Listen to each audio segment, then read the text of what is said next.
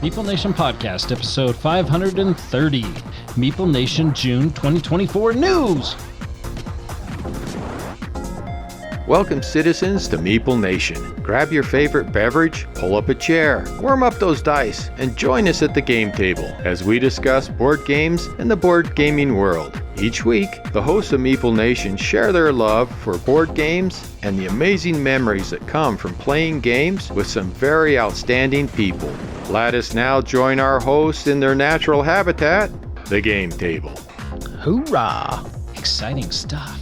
The Meeple Nation podcast is sponsored by Game Toppers LLC. Game Toppers has everything you need to make playing games more enjoyable and far more stylish. Whether it's just a mat or a mobile portable topper or a full table solution, they've got what you need, including a ton of great accessories. So please go and check them out. GameToppersLLC.com. We are the hosts of Meeple Nation. I'm Nathan Howard. And I am Douglas Stewart. Doug, you and I jokingly wondered when we should transition Andy from host to guest host. I guess until his workload is relieved. Yeah, I don't know that we're there yet, but we're rapidly approaching. So Andy, if you're listening to this, we miss you. We miss you. We put your name and your picture on all the telephone poles around. Have you seen this guy? Yeah, have you seen this man? Yep, mandatory overtime at work, and we miss him, so he's not here with us, but... Yeah, it's funny. He actually got over the mandatory overtime, but then they just put on new deadlines. No more mandatory overtime, but everything's due. Yeah. Yeah. And so that... kind of like out of the frying pan and into the fire. Yeah. A little bit there. Yeah. Yeah. We just put you into a smaller saucepan. Let you simmer there. Raise to a boil and reduce. Poor Andy. Yeah. It's all good. We do miss him. We have a website that's full of Meeple Nation goodness. There is all sorts of little tidbits there. Go check it out. We would love to have you check in with us there. And while you're there, we have a link to our Patreon page. We love our patrons. Our patrons are what makes all the magic happen that's on the podcast, and we are so very grateful for them. Speaking of Patreon, we would love to welcome our newest member, Paul Bedford. And so we want to give him a crisp high five, but in the airwaves, we'll just say, hello, Paul. You don't want to try to send that through the recording? No, those mics are pretty expensive. Yeah. You don't just slap those mics. Not to mention the damage to people's ears. Yes, that could cause. For sure. But yeah, we're very grateful for Paul, and we welcome you to the Meeple Nation. You can head over to the link on our webpage, or if you just want to go to patreon.com/Meeple_Nation, and you should be able to find us. Awesome. Welcome, Paul. And on that note, that's going to take us into our highlights for the week, Nathan. I'm excited. We got some fun stuff, and I've got some things I want to talk about. Yeah, I saw your list of, I don't know if those are highlights, lowlights, or grievances, or maybe I'm beating you up too much. I don't know. No. We'll get there when we get there. All right. So I'll get us started here. I did want to just do a really quick Tainted Grail update. I know I've talked about this on previous episodes. I finally finished the Fall of Avalon campaign for the original Tainted Grail. How was it? The story was amazing. If you're unfamiliar with Tainted Grail and how it works, the majority of the game is sort of exploration and discovery, and you are uncovering this narrative. You're trying to gather resources. You have opportunities to spend those resources. There are some dice check how well you do at certain things. There's some character progression and upgrades. The core gameplay mechanic of Tainted Grail that it kind of revolves around is diplomacy and combat. You have two decks of cards, and one is for diplomacy checks and the other's for combat. And I will say, with the two characters that I chose to play through that campaign, at about 2/3 of the way through the campaign, those diplomacy and combat checks stop being a challenge. Because when you first start the game, every time you have an encounter or every time you have you've got to flip over a card and it's like a diplomacy check, there's this whole like little mini game that you play. Without going into a full explanation, you're basically just trying to match up keys. So think after us. You've got to chain your cards together and link them using the rules of the game to do damage or to progress on a check for diplomacy. I will say those stopped being a challenge about 2/3 of the way through, and so really for the last probably third of the game, I was just coasting. I actually really enjoyed that. I kind of enjoyed just being able to enjoy the story, take my time to read and make decisions and explore kind of the branching path. So you're not saying it's a complaint? Not really, although I do kind of wonder at some of the balance that could have been had. I just started the Lost Night campaign. I will say so far, considerably harder. Now I've got new characters, but their decks are not doing well against even the really low level stuff. I've got some serious work to do to level them up and get them, kind of on the same page or on the same level as those previous characters. But I thought the ending, no spoilers here or anything like that, it was definitely not one of those like happily ever after kind of endings, but it had an ending that I thought was very fitting for the narrative and tone and world that they had built for this game. If you enjoy exploration, discovery, branching narrative, heavy narrative type experiences, I think Tainted Grail is a slam dunk for you. Just know that I did have some minor issues with some of the mechanisms. Not that they were bad, just that I'm not really sure about the balancing on them. Okay. It still sounds like a really good game. Maybe some point one of us could borrow it, play through it in an experience out on our own. For sure. But then I don't have a very good track record of playing games solo either. There is that. But it does sound really exciting, and I really do like the theme. Just getting around to it. That's always the issue. Time and scheduling, the greatest enemies to board gaming. Yes, and aggro. And aggro.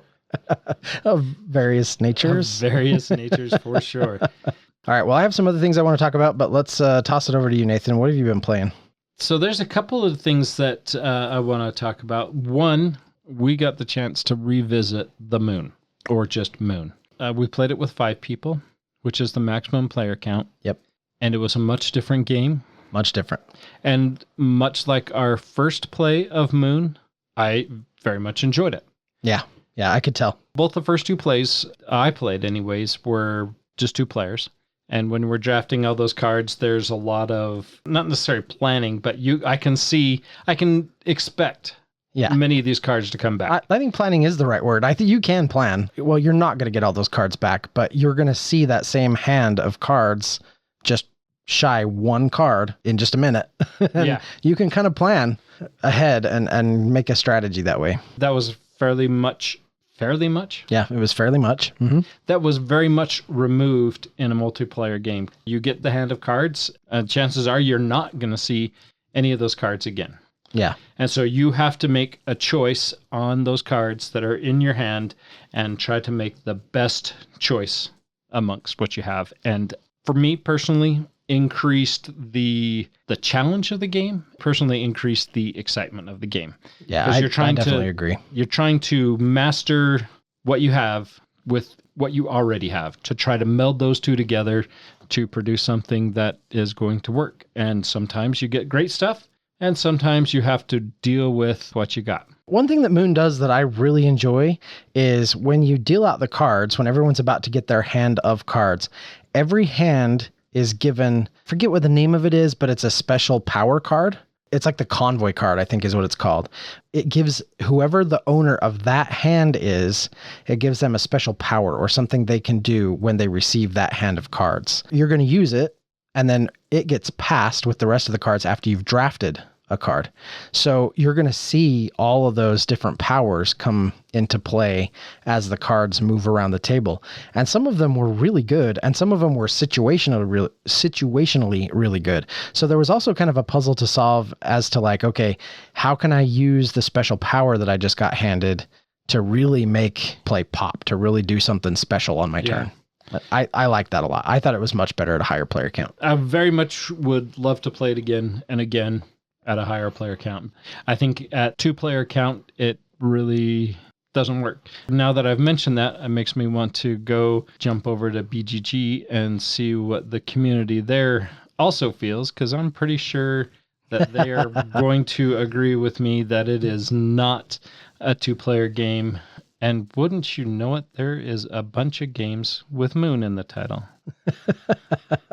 And the community says best at 3, which I don't know if I haven't played it at 3, but I guess that way there's a chance that you're going to see something, so you can have some sort of pre-cognitive decision.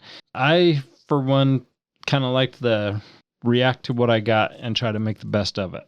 Yeah, So, I agree. The community says 3. I say 5. 4 to 5. 4 or 5. Yeah. Definitely. But having not played it at 3, maybe there's some nuance that we're missing. Possibly. Moon was much better at a higher player count. Yeah, definitely. I'm glad we got to revisit that one. And I actually got a text from Greg. Did he buy it? Yeah, he totally did. He really loved it when we played it.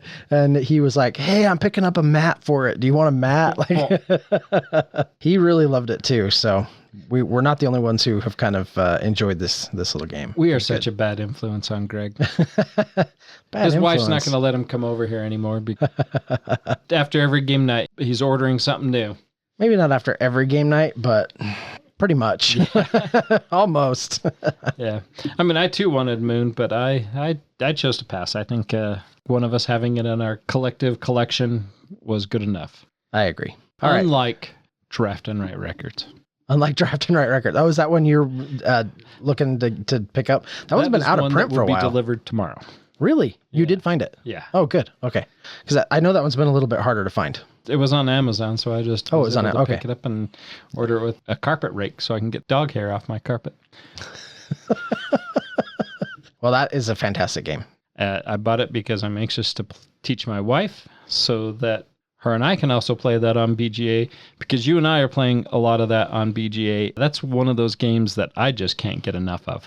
I'm really loving Draft and Write Records. It's kind of fun because like some games, I find that the synergies just, they don't, I have a great time playing it, but they don't really come together. Yeah. And then other games, I'm blown away. I'm like, I can't believe everything that I got checked off. All of the squares, all the money, went all the way to the bottom on the tour track, got all these synergies with my band and everything like that. Like when you really have like a game that hits of that, it feels special. It feels really good. I've had games that I've scored under 100 points, and I've had games where I've scored over 250 points. It's a little swingy that way, but it's a lot of fun. Maybe even on the same night. Yeah. In fact, they were on the same night for me. So, Nathan, speaking of BGA, because BGA does have an excellent implementation of Draft and Write Records, we get to play a lot of games on there, and we have been playing a ton of games. In fact, we've been playing a lot of games just kind of back to back to back to back. It's been really good to explore some of those games, although I will say that I'm getting to the point with a few of them where I'm like, I don't know if I need the actual game anymore. Yeah, I feel that way too. Like Veil of Eternity, I really liked that game. Last SaltCon, me and my daughter busted that one out and played it. We had a great time. Learned it, at the table, got the cards out, all that. We had a stranger come up to us like the next day and was like, hey, what's that? I want to play that, kind of thing. And so we played it with him, had another fantastic experience. Since then, we've just been playing it. Actually, I think we played it one more time, I think at Andy's house, you and I did. But since then, only been playing it online. And I will say that I think it needs a bigger card pool at this point. I agree. I kind of have a tendency, and go with me on this for just a minute. I have a little bit of a tendency to compare this to Res Arcana, just because you're taking what is available, and mechanisms are very different, but you're taking what's available and you're trying to build a scoring engine. Right. The whole thing is you need to build a scoring engine. That's kind of the common thread between these two. And I look at something like Res Arcana, and I mean, that thing, it's a different strategy almost every time you play. Kind of limits the card pool that each player has. You've got all the different mages. There's 2 expansions for it. You've got all these different things that play. I mean, I love Res Arcana. I think Res Arcana is fantastic. This one, I feel like has the same vibe and some of the same potential, but it needs more. Yeah. It needs more. That engine is a little slow to get revved, and then the game just kind of ends too many times. I might be over that one until it gets more cards. Look at a game Andy still owns it. I used to own it, called it Colony, which was a dice pool building game. Very much enjoyed the game, but had that exact same experience that this game desperately needs an expansion. It needs more. And it never got more. As a result, it is no longer in my collection. There's no desire to go back and revisit that because I feel like it was kind of played out. Maybe I have more of a higher threshold of pain, because that's one I haven't quite got my wife to manage, but I play Yahtzee with my wife. It's just because it's something. Well, Yahtzee's a great game. Yeah. No, it's not. No, I mean it's not, but it is. Yeah. It's, No, I know I know 100% know what you're saying. I was with some friends earlier this spring. Like went to visit them down in Arizona, and we busted out Yahtzee. Yeah. And you're right. It's not a great game, but it's still a great game. It's something that you can play, and it's quick, and it's easy, it's mindless, dude. It's just rolling dice. Yeah. And it's all luck. And we're talking about BGA, and I play a ton of games. Like currently, I think I have 68 games going. Yeah, I don't know how you're doing that. 45 of those are probably with my wife. Yeah. Several are with Jody. Jody also has run into several of the same issues. Jody and I played Hive several times, maybe a handful of times. And I invited Jody to Hive today, and Jody said no. Yeah. Yeah. That one ran its course for me too. Yeah. And I did well at it. I don't know what our record was. That was one we went back and forth on quite a bit. Like I think we were probably pretty split, 50-50. I feel the same though. Some games just get played out. You're not going to like this, but I'm starting to get there with my Maracaibo. That's just blasphemy. I know, I get it, but like I'm kind of just having the same experience every single time. I need to play the expansion. If we can get the expansion thrown in, I'm back on the Maracaibo boat, so to speak. I think in its base form and its current implementation in BGA, I'm just kind of doing the same stuff over and over and over again, and I'm kind of over it. No, I get that. I mean, especially with the rate that we are playing at. We're playing 2 players.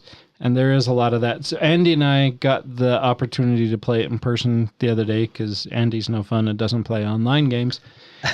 Dipped a little bit into the story. We accelerated the difficulty. Now that I'm talking about it, I can't remember exactly what those changes were. There was a new island that you could put your tokens on, 10 gold, I think it was. But you had to have 10 fight to go there. Also, when in a 2-player game, when both players are trying to complete quests too, because those are pretty limited quantities.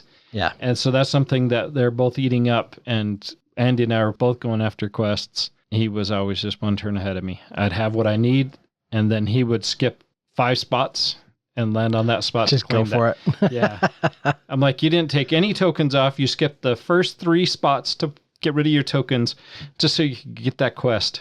And I was going to do that too. How dare you do what I was going to do? Because it's a good strategy. How dare you, sir? But also, I mean, you and I are playing a game with Corey, who is evidently far more experienced with the game than you and I as well. Oh, yeah, for sure. Because he is playing a much more evolved game than you and I. A whole other level. If people are familiar with Maracaibo, our first game with Corey was Nathan and I's top score at like 270. 269. Okay, 269. Both of us had 269. 269. We tied. Yeah. And Corey's score was 391. Yeah, it was outrageous. Which is an outrageous score from Maracaibo anyway. Yep. But anyway, yeah, he's playing on a different level. Maybe that's why I'm burned out. Maybe I need to get Jody to learn Maracaibo. Sounds good. Since you're going to leave me out in the cold. Well, or we just play it with the expansion. I haven't looked into that to see if a BGA implementation includes that. I don't think it does yet, but if it does, I'm in. I just need to learn it. Good times. Okay, one more thing while we're on the BGA thing. So we haven't even got to the news yet. I know, not yet, but we'll get there. We'll get there. The debate between Jump Drive and the city is officially over for me. Oh, yeah? Yeah. And what's the verdict? It's totally over. The city is way better. Oh, you think so? Oh, it totally is. So here's what happened. I had 2 games of Jump Drive in a row where there were no synergies. Like none. And I was actually grateful the one game because I couldn't get anything going, and I think you had like a super synergy or something like that, and you ended it in like 4 rounds. And I was grateful because I was like, okay, yeah, because there's nothing going on there. I don't ever have that experience with the city. There's always something you can do to synergize or draw more cards or get some points or whatever. Jump Drive, especially with that expansion, can throw some duds. And it doesn't happen often, but when it does, the game's over turn 1, maybe 2. The game's over. You can call it. That one you're referring to, definitely. Yeah. You could. And the thing is, there were no options. Now, just for clarity purposes, sometimes people will say things like that when it's like their first or second turn. Maybe they don't really understand the game. They don't understand some of the nuances. They don't maybe understand how the cards interact, some of those kind of things. I just checked my app. I have played Jump Drive over 70 times. So I'm familiar with how this game is played. How about the city? I know how to score. I've played it a little over 20 times. Okay. For the city. So I'm a little less experienced with that one. I've played them both enough to know that I prefer the city. Yeah. We've kind of gone back and forth on that just a little bit, but just as kind of a fun, like Meeple Nation thing, I think we're a little divided on that. But for me, I've landed on the city. All right. The debate is over, Nathan. The debate is over. Well, because I've had some dud games of the city as well. I've had some lower scoring games of the city, but I can't say I've ever had a dud game of the city. Okay. Well, I guess it depends on what your definition of a dud game is. So a dud game is one where you cannot get a scoring synergy going. Yeah. There are combinations of cards. If luck is not on your side, there are combinations of cards that just do not work together, and you cannot create a strategy where you can draw more cards or score points. Now, eventually you could. If the game went long enough, you could use the explore action and you could eventually get something going. But if it throws 3 or 4 dud hands at you in a row, the game's over. Yeah, I have 36 plays of the city, and I'd have to dig into these stats to see. But anyways, yeah, I'll have to dig into that to compare because I know I've played games where one person has just run away with it. The winner has like 3 times their score. Yeah. Well, so I would consider that. I've had a couple of plays like that, but I'm also kind of sure that the person who won might not have been playing it right. So I've seen those too. And I kind of wonder if those were games that you're talking about. I kind of wonder if we might be talking about the same instances of those games. You absolutely could be right. All right, Nathan. Well, enough of the BGA stuff. I just had some BGA revelations this last week about some of these games, and I just wanted to share. So, it is time. Let's talk about some news. I'm excited. Are you? And listeners should be excited too, because here's the thing. If there are some Kickstarters that you missed and you're okay with retail versions, we've got Tainted Grail, Kings of Ruin, Skyrise, and Life of the Amazonia. All 3 of these. Let's Go to Japan as well. Oh, and Let's Go to Japan. That's another great example, yeah. So all 4 of those have the retail versions in stock since the last time we recorded a news episode. I know that a lot of people struggle. I'm looking across the table at you, Nathan. I'm sitting right here.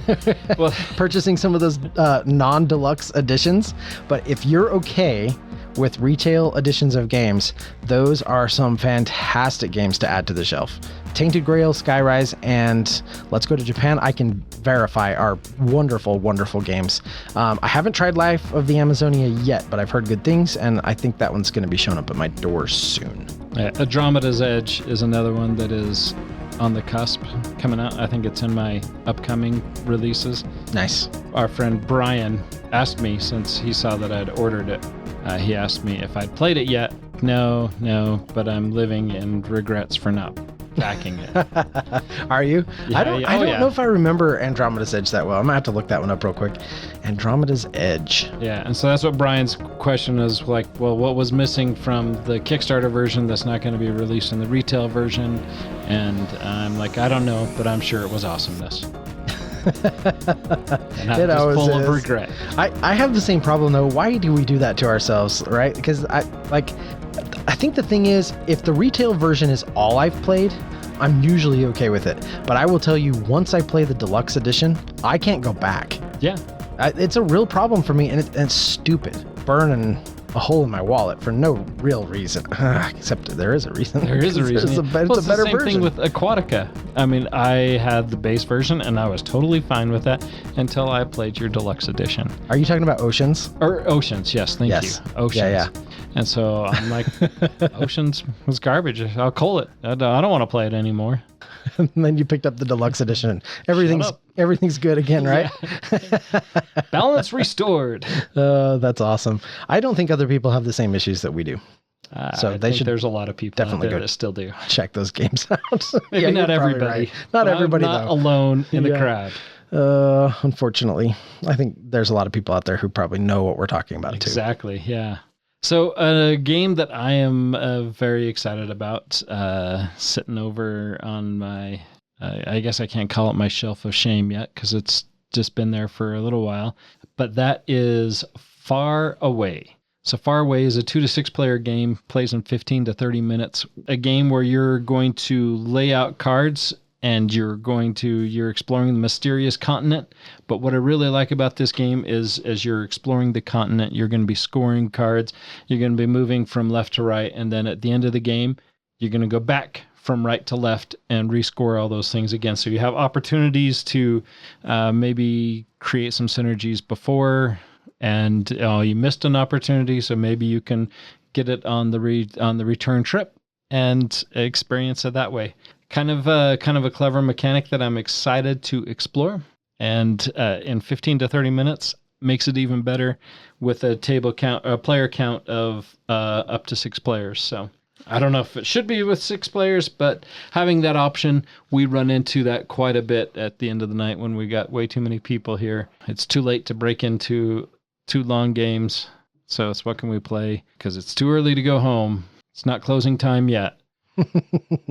that age-old dilemma. Yeah. So yeah. No, that sounds something great. like this would be great to fill the table and explore some more. So Far Away. Yeah, I'm looking forward to trying that one. It has been sitting on your table of, what do we call that table over there? It's the Mod Podge table. It's kind of the table where new things come in and old things are headed out. Yeah, it's the table of waiting. It's okay, either waiting to be cold or waiting to be played. Nice. It's been on the table of waiting for a while. Yeah, and I am waiting to play it. So yeah. So it's one that hopefully we'll get to soon. Love it. No, that's great. You've got another game on the table of waiting over there that I'm pretty excited about, and that is Sand. I do have sand over there. Yeah. I'm pretty excited about this too, riding some sandworms. Yeah. Kind of like a dune feeling, but a little bit without the dune. This one just looks interesting to me. And for me personally, I feel like Devere has been cranking out some really good games and kind of some really good, like smaller box games. Like they're not the big full box. So I'm talking about Red Cathedral, which we recently played and really liked. It was really good, yeah. Yeah, it was great. And White Castle, which is on my side table. I'm learning that one right now. It looks fantastic, so I'm really excited about that. I should pick up that one too. Yeah, and then this little sand game, and I kind of like. You should. Did you just say you should pick that one up? Yeah, it's yours. I know. I borrowed it from Nathan to learn it. It's his. Nathan owns all the games. Anyway, this seems like it's kind of in that line. I don't know if that's like if it's an actual line of games that they're trying to crank out or if they're related to each other in any way. I don't think they are. I don't think so either. But I feel like Devere's kind of been firing on all cylinders lately. This seems like another really great hit for them. I like the art style and the theme and vibe of this, so I'm looking forward to getting Sand to the table. Excellent. Well, feels like it wouldn't be a news episode if I didn't squeeze in at least one Star Wars game. I don't think it's going to be the only one that gets scores in this episode, but Probably go ahead. Not. Start us off. The new game that should be in the wild now is Star Wars Bounty Hunters. So this is another 2 to 6 player game. This kind of gives me the same feels as the Star Wars The Deck Building game, but with more players. There's definitely some nuances, but you're playing the bounty hunters and you're trying to collect the bounties. And you're either a bounty hunter or a droid and you're trying to attack the targets and acquire them. It's got some pretty high ratings. It's 7.5 currently on BGA. And by BGA, I mean BGG. And I'm always grateful when a Star Wars game doesn't just give me a nerd tax because it looks cool. Yeah. But I'm hoping that this plays out well. Me too. Yeah. And 20 minutes. Yeah. Talk about another one that fits into that. Hey, let's just play around with this before we all head home. Absolutely. Yeah, I love that. Although, I mean, you can do the same thing with Star Wars, the deck building game, except for if you're playing with somebody experienced, those games don't last 20 minutes. They last a little bit longer. They do. I've had a few of those games that have gone almost an hour. Yeah. Which does feel long for what that game offers, but it's still a really great deck building game. Yeah. Another one that I'm kind of excited about. This is one that's freshly out in the wild. This is Juicy Fruits, the Mystic Island expansion. Did you play Juicy Fruits? I haven't yet. Okay. We talked about it a little while back. I really would like to. I actually think Juicy Fruits is a really slick little game. It's highly enjoyable. It's not overly complicated, but it has a really fun spatial puzzle to solve. Every player kind of is given an island, and you move these little fruit baskets around on it. And the farther you can move your basket, the more of that resource you gather. and then you load the resources onto boats and send them off. You're fulfilling orders. As the boats leave, you're freeing up extra space on your island so you can get additional like developments, resource gathering tools on your board.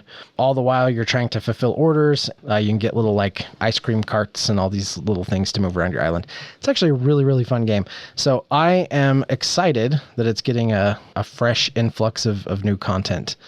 Should be fun. I have it on pre-order. Yeah. Has not showed up yet, but more of that to come.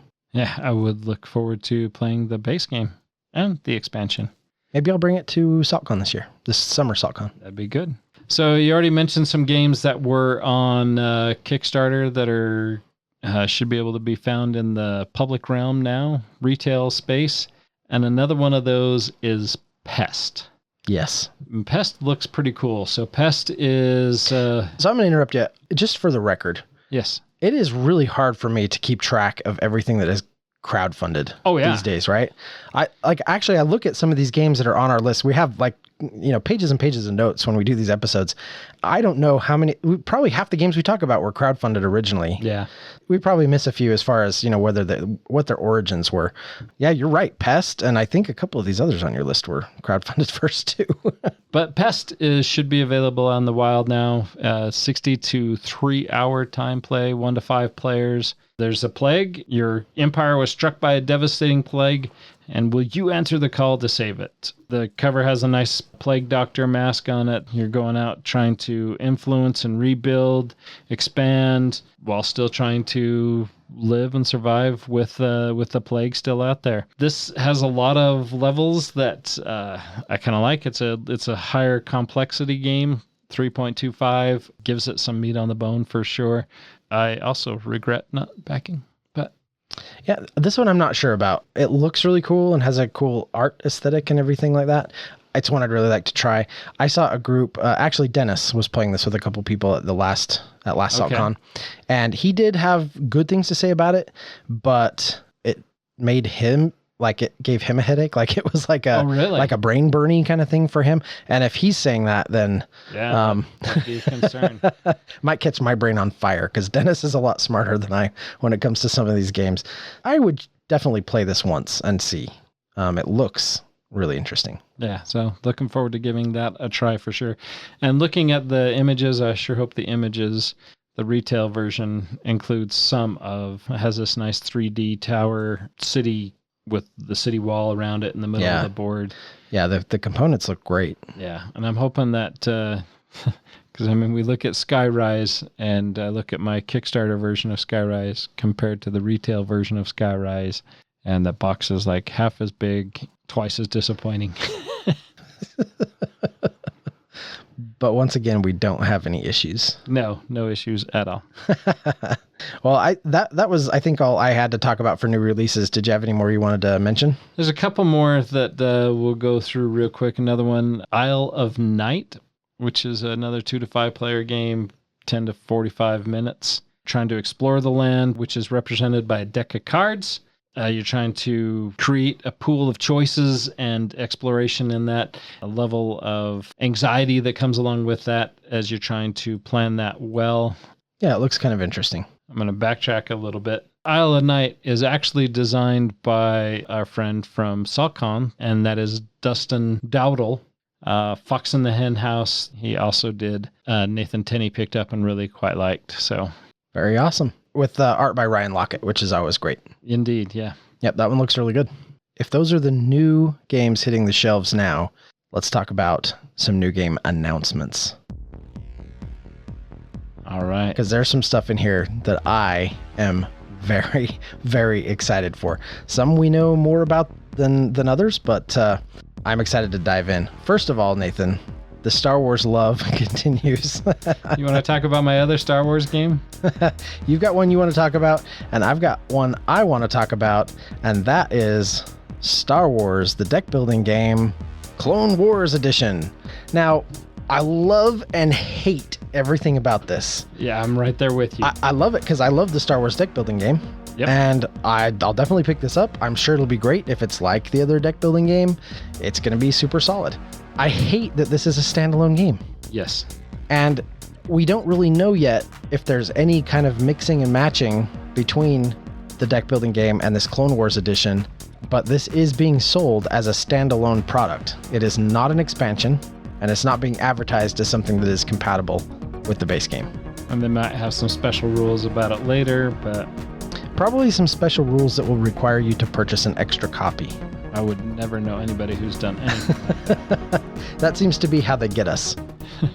The Clone Saga is not my favorite arc of the Star Wars mythology. Do you call it mythology? Sure. The Star Wars. It's not really mythos. It's the saga. It's yeah, the saga. Star Wars Saga. There you go. Yeah, I like that. But one I am really excited about: Yes, do tell. This is one I'm excited about too. Star Wars: The Mandalorian Adventures. Yeah.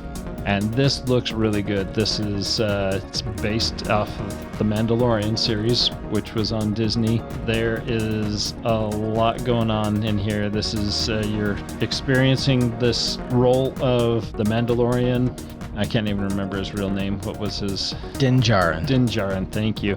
So you must cooperate. So this is a cooperative game. Guessing you're going to have people that are going to be playing on the box cover. You have the IG-88 droid, Grogu, and of course you're going against Moff Gideon and his stormtroopers, as they are all his death troopers, dark troopers. I can't remember what they called those. The android troopers. The dark troopers. That's what they were. I think they were dark troopers. Are all going to be in this. And this looks pretty cool, and I am very excited about this. It's got some pretty high praises, and not just mine. Yeah, that's awesome. It's kind of this idea that they're going to recreate the iconic moments from season 1. There were some really fantastic moments in that. It also, the subtext there is, the next one will be season 2 and then season 3. So, I mean, if this does well, we could see multiples of this game. I'm excited. Yeah, that looks really good. So another one. Right up your alley. I know you're super excited about this. When was the last time you picked up your Sears catalog? Yeah, I saw this. I'm not sure how I feel about this one. The Sears catalog was something that was a thing when I was just little. Yeah. I remember it it was that big, thick catalog. You got it at Christmas time, and you went and you circled all the G.I. Joe toys in the world, and you never got any of them. Yeah. I know that's where Mom and Dad went to look for our annotations when it came to Christmas time. It was like, what have the kids been circling in the Sears catalog? Well, that's nothing what this is. It is Sears catalog. Seers. Yes. And this is clever. Yes, very clever. This is have you received your latest edition of the Sears catalog? It has everything you need for stopping werewolves. Can you limit yourself to the essentials in time to save the village? So this is a twist on the werewolf style games. This is maybe one that I can get you to play, Doug. I'll definitely try it once. But it's a 2 to 5 player game. I was just going to say 2 to 5. So not a really big party game. Right. Yeah. I'd be completely different. Yeah, I'd definitely be down with trying this one. This is what they classify as an almost shedding card game. And so I'm sure that's a play on the words of a card shedding game, as well as the werewolf shedding hair, trying to get rid of almost all the cards in your hand. And each round, players have a unique set of artifacts that give them some asymmetric abilities, which will make Andy happy, trying to just manage your card and manage your hand and run out of almost all of your cards. Because each card is going to be worth -1 point at the end. But if you have 5 or fewer cards in your hand, the lowest value on those cards are positive points. So you want to get rid of most of your cards, but not all of your cards. Kind of excited about this. I think it's not going to be something that's going to be, blow my house down. For me, it's going to reminisce and maybe scratch a little bit of that werewolf itch, provide me opportunity to play with that game with some people who would bravely run away from the regular werewolf game. What? Bravely run away. Yeah, you're probably right. Okay, Nathan, if I drop the name Klaus Jurgen, what game do you associate that name with? Say Carcassonne. I'm going to say Carcassonne. Very good. Yes, Carcassonne. So Klaus Jurgen, the father of Carcassonne and tile-laying games. Yep, tile-laying games. Believe that Carcassonne was the origin of the word Meeple. Yeah. So he is at it again. A new game from him called Cook Islands that should be out later this year. And it looks kind of interesting. It says a wonderful adventure in the Pacific Ocean, during which players take part in James Cook's expedition and discover new islands on which they build their villages. It's kind of a tile laying game, so you're laying tiles out into this vast ocean expanse. Depending on the row and column that you place your tile, you're going to get a certain number of actions, and then you can basically use those actions to do a number of things and create lots of combos and try to kind of build like it sounds like almost kind of like an action efficient engine of combos and laying tiles and doing cool stuff. So yeah, this looks interesting. The board looks interesting. So yeah. the board is a grid. Looks like 4 boards that have, it's a 4x5 tile or 4x5 grid on each of these.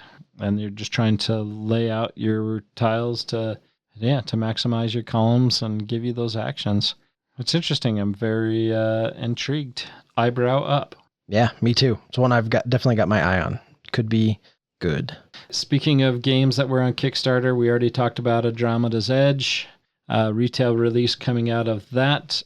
Fate Forge, Chronicles of Khan is another game that looks really cool. The artwork on the cards looks really cool. The game board itself's kind of blasé, but the artwork on the card is really cool. It kind of reminds me of Cartagena a little bit, but actually I almost get a little bit of a vibe of Lord of the Rings Journeys in Middle-earth as you're kind of going through I could see that, maybe a little bit. Not the cool hex tiles or anything like that. This is much more of a simple style. I was just going to say that, a simpler version, retail version of that, so we'll see how that turns out.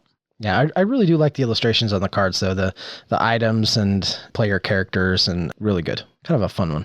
Let's jump over to some Stonemaier news here for a minute. I've got 2 things that I'm pretty excited about coming out of Stonemaier games. First off, we've got Expeditions, Gears of Corruption that was announced. One of the things that I really like about what Stonemaier Games, is Jamie Stegmaier, who is the head of Stonemaier Games. One thing that I really like is that they usually don't announce stuff until it's pretty close to completion, if not like already on the boat across the water. So when something comes out, it's sort of like, okay, so when can we expect this? And it's like, well, really soon, which is awesome. And I think that's going to be the case with this Gears of Corruption. I really like Expeditions. I've had the chance to play that a number of times now. I can't say that I've played it out. I can't say that I'm ready for an expansion for it, because I don't know that I've experienced it quite that much, but it's a good enough game that I'm definitely going to pick up this expansion. So Expeditions in the Scythe world, right? Yes, this is the sequel to Scythe. Okay. From what I can tell of the images, a lot more of the same goodness, and then they've just kind of taken a few of those mechanisms, if you're familiar with the game, just kind of taking them to the next level a little bit, giving you a few more options, things you can do with your cards, and ways in which you can sort of build your mech, which is essentially traversing the Siberian tundra in your mech. And so the way that you can kind of build that up is a little bit better and has a few more options, but looks really, really excellent. Okay, and then I wanted to pick your brain about this other one. Have you heard of the other announcement from them called Vantage? I have not. Okay, so you know how I just said that Jamie Stegmaier usually holds out announcing things until it's on the boat? He broke his rule for this one. Uh-oh. This one's not coming out until 2025, but I'm really, really excited about it. I have seen this. Yeah, I have seen this. This looks really cool. The art on it is really cool. Jamie talks about being like really inspired by, it was one of the Zelda games. Omicron of Time sounds right. I don't know. I didn't play all those. He said he was very inspired by that type of thing. And it kind of shows in some of the artwork, early images. The idea of this game is that you are, I guess, space explorers, or you are in space and you are headed toward this planet, something like that. And then your ship essentially breaks apart on entry and you are all sent to different areas of the planet. What's really cool about this is that it's not a campaign game. So every time you play it, you're going to have the same setup and the same thing is sort of happening. It's the same sort of story that's playing out. But the planet and everything on the planet is huge and none of it is randomized. So depending on where you go, every time you play it, you're going to discover a little bit more about what's happening on different locations of the planet, because you might be sent, quote unquote, crash land on different areas. Upon repeated plays, you can kind of start to see like a little bit more of like a cohesive story on what's going on this planet. But the idea is that you're essentially just trying to come together and solve the the mystery of what's taking place on this planet that you've crash landed on. So that's not going to ruin the game after 10 plays, right? You're like, I mean, I've explored it all. That's the question, right? Like that, and that would be my worry. But the promise of what this has to offer is super intriguing to me. And I'll be honest, 10 plays of a game is a lot. Especially for us. Yeah. Can you imagine having 10 amazing plays of a game like this and being like, okay, we've kind of fleshed this out? That would be incredible. 10 plays of a game like this, I think that's a lot. If it even manages to do that, I think that's incredible. Earlier today, I had to update my gaming goals for the year because I've already reached my 40 games that I've played 10 times each. But a bulk of those games are games that I've played on BGA. You bring up the very good point of playing a game in person multiple times at a game night doesn't happen very often for us anyways. Right. That we're going to get a game 10 times to the table. A game has to really stand out for that to happen. I can think of recently, Let's Go to Japan. That is one that has already been played 10 times. Fairly recent to our collection, for a collection as vast as our collective collection.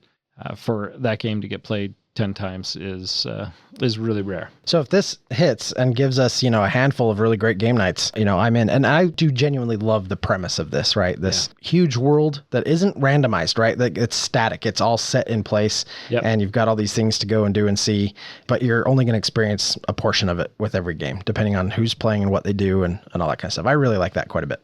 So one last one that I missed that's retail version's coming out, Terminus, which is one that I did back.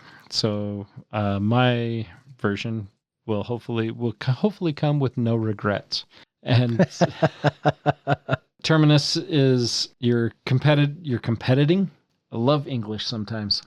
You're competing to create transit companies. So you were hired by the city to build train lines, subway lines, all this to get people around so that you can move resources, you can move people, you can gain prestige. This just looks and feels, I haven't played it yet, but I'm really excited about this. This is going to be a fun game.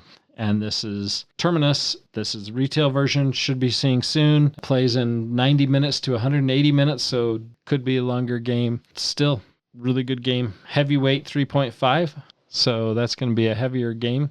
Still need to get Voidfall to the table too. Speaking of heavier games. Yep, but we got a few of them. Hopefully this SupCon, or if not MonCon in July. That's a really good opportunity there. Yeah, we're going to get some good games played. Except for I'll have my wife with me, so I won't be playing many of those. Because if I try to sit her down to a game that has a 3.5 complexity, yeah, it's going to be a long drive home. Well, you're not wrong about that. Yeah, but hopefully you guys get to play something. We'll get some fun games played though. It's I'm going to have a ton of fun for sure. Definitely. No regrets for bringing my wife at all. I will not be playing games like this. So BGG. Yeah. One thing that I do like about this Terminus, I'm just reading over the BGG stuff. Now this must be out actually already because it's got quite a only 67 ratings. I'm not sure what the status of this one is. Yeah, I haven't received my Kickstarter version. Okay. This is 2 to 5 players. Community says it's best at 4. And that's promising. Yeah. A bigger heavyweight game like this that everyone's like, no, played at 4. That's great. Now maybe as more ratings come in, that'll change. But I like that's a very promising thing for me in my book anyway. That's awesome. Okay. We've talked about Clank recently.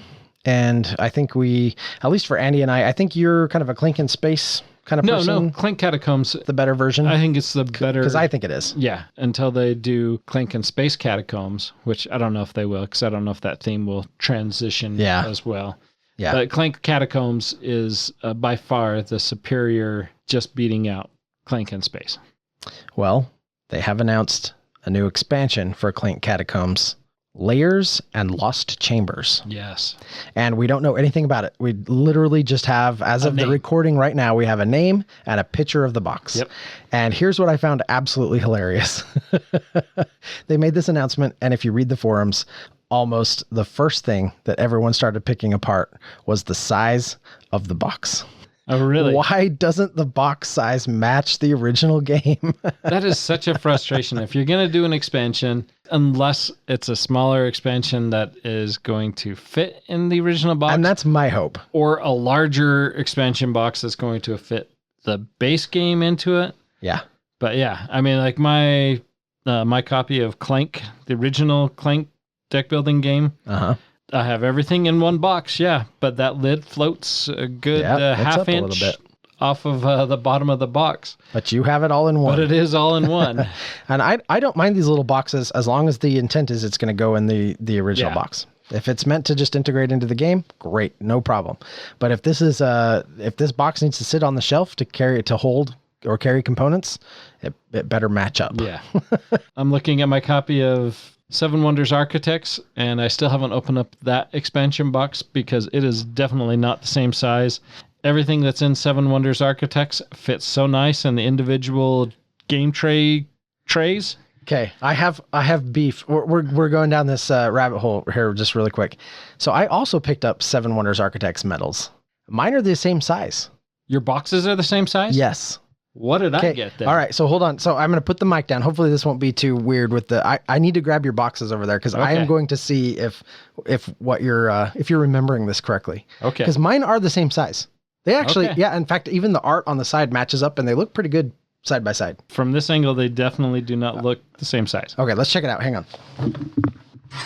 All right. Fits like a glove. I stand ashamed. All my griping that I've done on multiple casts, because from this angle, because they're not on the same stack, and I don't know why I didn't just stack them. Yeah. Okay, they're the same box. I rescind all my comments of Seven Wonders Architects. We gotta take all that hate back. Yeah. Pull it all back. It's a great game. I love the expansion. Now I can open it. I'm actually really excited about an expansion for Clank Catacombs. I love it. Too. It's great. I just thought it was really funny that was the first thing everyone was griping and complaining about. Yeah, no, I get that. I get it too. Are we ready for some nerd tax? Except for I don't think it's going to be a nerd tax. I think it's going to be all right. Apparently, I'm a big Kurt Russell fan, at least from his early movies, because I have Big Trouble in Little China, and now I'm super excited for Escape from New York. And this actually looks pretty good. So it's got some extended content too for the president and New York gangs and the police force. Pretty cool, and I'm thinking that it's going to be awesome. And that is Escape from New York. And I know nothing about this movie. I've never seen this. Oh, no, man. I've never seen Big Trouble in Little China either. You really are a fan of some cult classic stuff. They Live, some really great cult classic movies. Yeah. The art aesthetic of this doesn't grab me too much, I will say. If I was familiar with the original content, I'd probably be a little more excited about it. Yep, I think you are right. Any others that you want to mention? No, I think that's it. Do we want to talk about the real nerd tax, which comes in the form of crowdfunding? Actually, before we go to crowdfunding, I got a couple more. Okay. There's this really cool looking one that I think sounds awesome, and that's called Dreamscape. It's a one-player game, 30 to 120 minutes. So this is a card game, hybrid choose-your-own-path kind of narrative adventure Cthulhu novella. This could be pretty cool, or it could be garbage, but trying to avoid your own insanity, basically, as you work your way through the story. And it's part one, There were only scattered details about this when we first talked about it, because this was announced a while back. But I love that you are bringing this up as one that you are kind of interested in, because you normally aren't that into one-player, single-player only games. And I didn't think I was really that big of a Cthulhu draw either. It has me intrigued. Nice. I like it. What was the other one you wanted to mention? The other one I wanted to mention was... Oh, From the Moon? Yeah, From the Moon. So this one looks good. This one looks good. Yeah, and I love it when a game is just 90 minutes.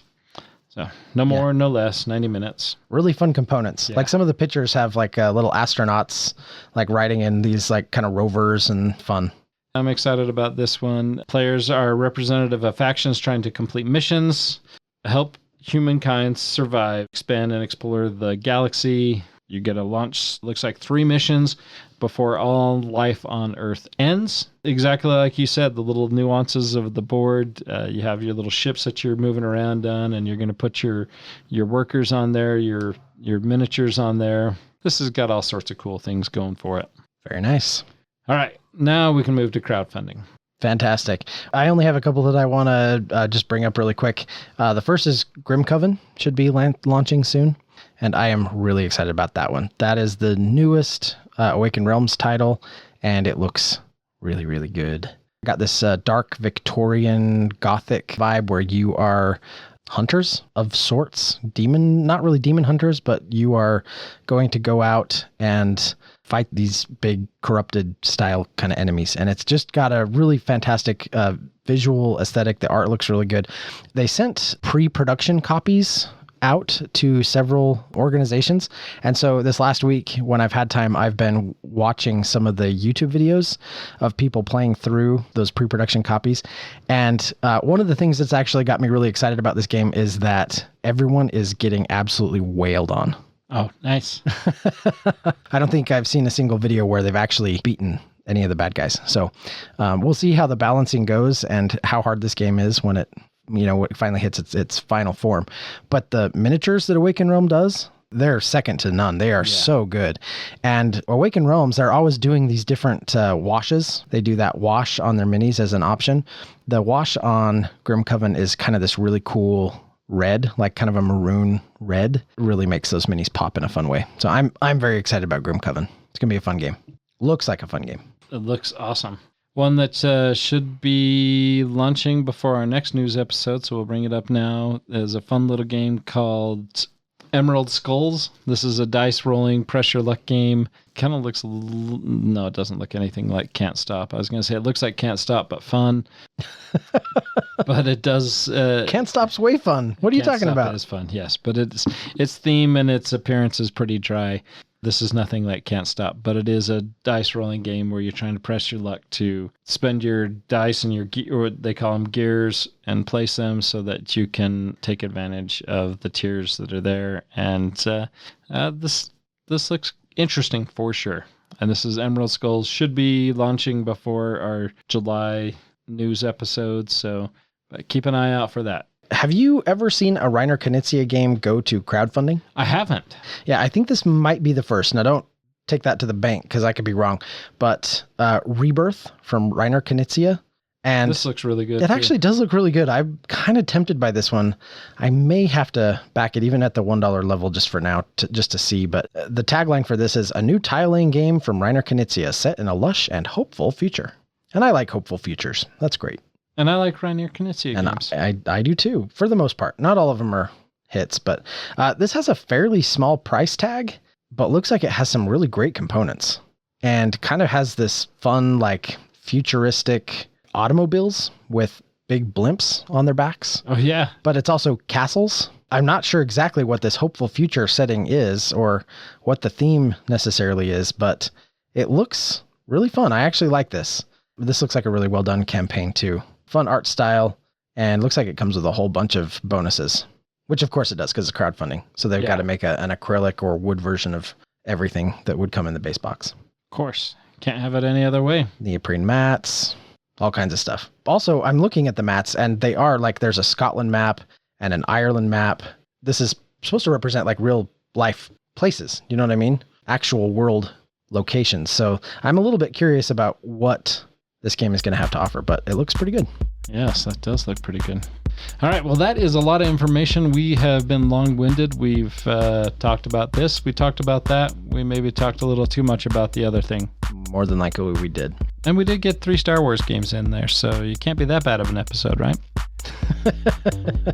I got pretty high hopes for 2 out of the 3 of those games. Yeah, at least 2 out of the 3 should be pretty good. I love it. All right, Nathan, until next time. We'll see you looking at some games in a galaxy far, far and away. Thank you for listening and being a part of Meeple Nation. If you would be so kind as to follow, subscribe, share, and rate or review this podcast, it really helps to spread the fun. You can be more involved in supporting the podcast by joining the nation at patreon.com/MeepleNation, or you can find a link at the top of our webpage, meeplenation.com. And while you're there, look at all our extra content. There are links to all our past episodes, a wide variety of blogs, pictures from our Instagram feed, and bios for all the hosts and our awesome bloggers. Follow us on Twitter, Instagram, and Facebook, all under Meeple Nation. If you would like to chat with the hosts or other members of the nation, you can join our Facebook group, Meeple Nation Off Air. We hope to see you again at a game night, a con, or maybe a suspense-driven evening of werewolf. Thank you for listening and supporting Meeple Nation, and stay tuned for next week's episode. Thank you so much for listening. We very much want to thank our patrons who help keep the podcast running. I personally want to thank my co-hosts for all the help they provide with both content here on the podcast, in addition to what we have available on our website. Without them, the podcast would not happen. If you too would like to support the podcast, you can join the nation at patreon.com/Meeple_nation. Or you can find a link to Patreon at the top of our webpage, meeplenation.com. If you have any questions, comments, or games you feel should be on our radar, you can always reach us at meeplenation@gmail.com. We can't wait to hear from you. I am grateful to Doug and Andy who helped me edit episodes, and I want to thank James and Kim Clark who do the editing on our blogs and on our webpage, which can be found at meeplenation.com. We want to thank Brain Detergent for our music. If you want to find more from him, you can follow his links that can be found on our webpage, or simply search for Brain Detergent on YouTube to find more of his tracks. Thank you again for listening and being part of the Meeple Nation community.